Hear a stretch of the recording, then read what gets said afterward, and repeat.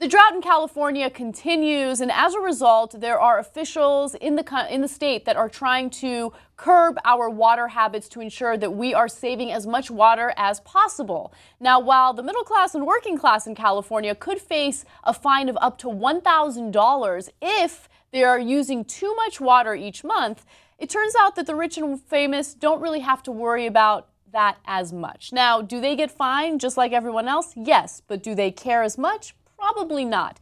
Case in point, a new hashtag has been trending on Twitter called drought shaming, where people are taking pictures and images of these massive California estates that wealthy people have, posting them online and drawing attention to the fact that they're likely to have a massive pool or lots of green, beautiful landscaping. So there's one example right there. So that's Sean Penn's lush green lawn.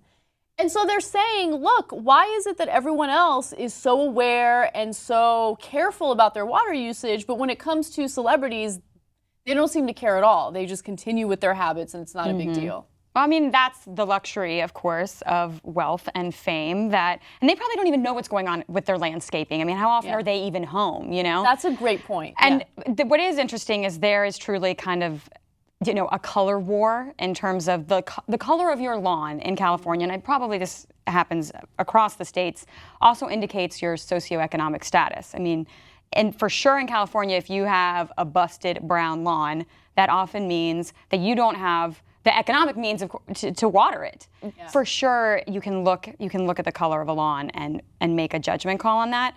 But here's the thing: I think putting you know, Kanye West and Kim Kardashian's beautiful estate on blast for being a desert oasis, I think that's important. I'm excited that hashtag drought shaming is out there just because that conversation is so important. And if we keep our heads in the sand about this, we will literally end up in sand. That's all we're gonna get. But they're not the biggest culprits. I don't think the scapegoating famous people is good in terms of building a social media profile for the drought. But it's not really what's causing the drought. Yeah, I think that that's a great point. I think that, you know, of course, because we have a drought, we need to do things to save water. There's no question about that. But that is a symptom of a much larger issue, which of course is climate change and the fact that we're doing very little to combat it. And so, you know, we're having ridiculous conversations about members in Congress like Inhofe denying that climate change either exists or that it's man-made. And so while we're having this debate that is just totally void of facts, we continue to destroy the environment, which just exacerbates the problem. So for sure. It's a nightmare. Well, and in California, too, I think the bigger problem is that the state doesn't disclose a list of who are the biggest culprits in terms of wasting water and using water. Yeah. And apparently it's one of I think the only state in the West that doesn't disclose that data. And that's a big problem because it's like no one knows who to point the finger at. I think, you know, lately it was like, let's demonize almonds and like the whole agribusiness around almond farming and how much water it takes. But nobody really has the hard facts or has analyzed the hard facts or it's happening behind closed doors in some bureaucratic way. So it's difficult to know how to fix a problem when you don't have the data, the hard data. So I'm a little split on that. So when it comes to the drought shaming hashtag, I was curious as to see whether something like that would work. And apparently Montecito, California did create this policy where they would disclose who the culprits were. And it worked. The shaming worked. So it is something that could possibly be a solution to this. But at the same time, I don't know if it makes sense to have someone's address online and then people can.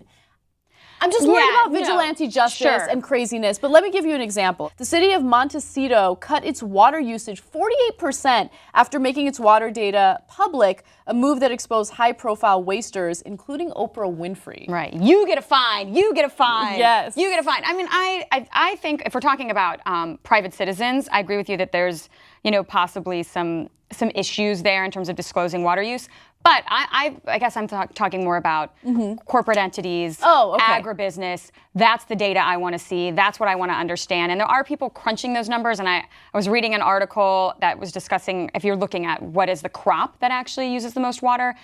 This particular article discussed the fact that alfalfa hay in California was actually a huge culprit in terms of how much water is used. And that's actually getting imported or exported to Asia. It's not even being used here in the States. So you can argue and point the finger in a lot of different places, but the problem is it's not publicly disclosed Yeah. right now. And I'm more interested, again, like I said, in the corporate data. Yeah, the corporate data is definitely important, especially when you consider that there are water bottle companies in California bottling their water in California and then, of course, shipping it out to other states, which seems like a pretty bad idea.